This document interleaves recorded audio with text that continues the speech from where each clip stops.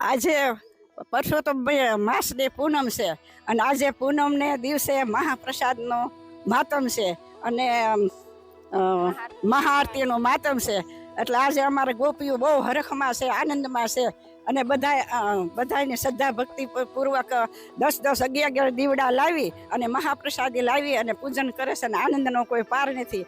અને કહેવાય છે કે અધિક માસમાં તમે જે કાર્ય કરો તેમાં શ્રેષ્ઠ ફળ મળે છે. એટલે અમારી ગોપીઓને ખૂબ જ આનંદ આવે છે અને અમે આ એક શિવાલયમાં ખૂબ આનંદ કરીએ છીએ અને અમારા બાપુ પણ અમને બધાને આનંદ કરાવે છે. સાંજે હિંડોળા રાખીએ છીએ અને ભક્તિ ભજન સત્સંગ બધું કરીએ છીએ અને અમારી માતા અમને સંધાઈને વાર્તા બધાને સંભળાવે છે અને આનંદ કરાવે છે. એટલે બધી ગોપીઓ ખૂબ ખુશ છે, આનંદ છે. અને અમે 30-35 વર્ષથી અહીંયા અમે જ્યારે લાખારામ બાપુની મઢી હતી, કાંટાની વાડ હતી, ત્યારથી અમે આ પુરુષોત્તમ મહિનાનો પુરુષોત્તમ ભગવાનની પૂજા અમે શરૂ કરી છે. ત્યારથી જે આદિ ઘડીઓ જે ચાલે છે. આમના આ ગોરાણીમાના સાસુ હતા ત્યારે એ પૂજા કરાવતા. હવે પછી એમના દીકરાની વહુ પણ છે, હવે પૂજા કરાવે છે. તો અમારી ગોપીઓને ખૂબ જ આનંદ કરાવે છે. અહીંયા ગોપીઓ રાસ રમે અને ભગવાન પૂજા કરે અને આનંદ કરે છે ખૂબ.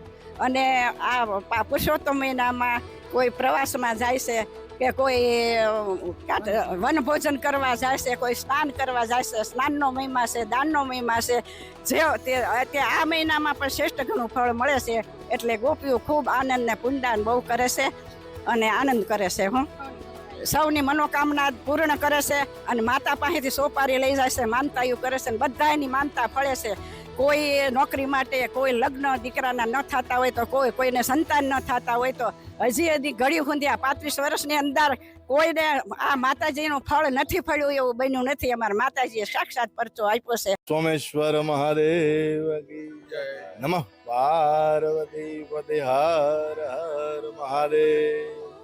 પૂર્ણ પુરુષોત્તમ માસ નિમિત્તે અહીં આ પટાંગણમાં સોમેશ્વર મહાદેવના દાદાના સાનિધ્યમાં ઘણા વર્ષો હતા અને આ પુરુષોત્તમ માસનું ગોરમાનું પૂજન ઘણી બહોળી સંખ્યામાં બહેનો દ્વારા ખૂબ સરસ મજાનું અહીં પૂજન કરવામાં આવે છે અને ખૂબ ભગવાનનો આનંદ કિલોરથી અને ભગવાનનું આપણે હિન્દુ શાસ્ત્ર મુજબ પવિત્ર તહેવારનું અને આપણે ભારતીય સંસ્કૃતિને ટકાવી રાખવામાં ખૂબ બહેનો દ્વારા અહીં આપણા પટાંગણમાં પુરુષોત્તમ માસનું ભગવાન કૃષ્ણ પરમાત્માની લીલાઓ નવી પૂજાઓ અને આનંદભેર ખૂબ આનંદ મંગલ કરે છે. ગોપીઓને શરૂ અહીં અને ભગવાન દેવાધિદેવ અને પુરુષોત્તમ ભગવાન સૌનું કલ્યાણ અને આપણી સંસ્કૃતિને ટકાવી રાખવા માટે ખૂબ આનંદથી અને પૂજા પાઠના અને દર્શનો ભાવિક ભક્તો ઉમટી પડે છે અને આનંદ કિલોલથી બધાય ખૂબ પૂજા અર્ચના કરે છે અને ભગવાન સૌની મનોકામના પૂર્ણ કરે એવી દેવાધિદેવ મહાદેવ પાસે પ્રાર્થના. બોલો સોમેશ્વર મહાદેવ કી જય.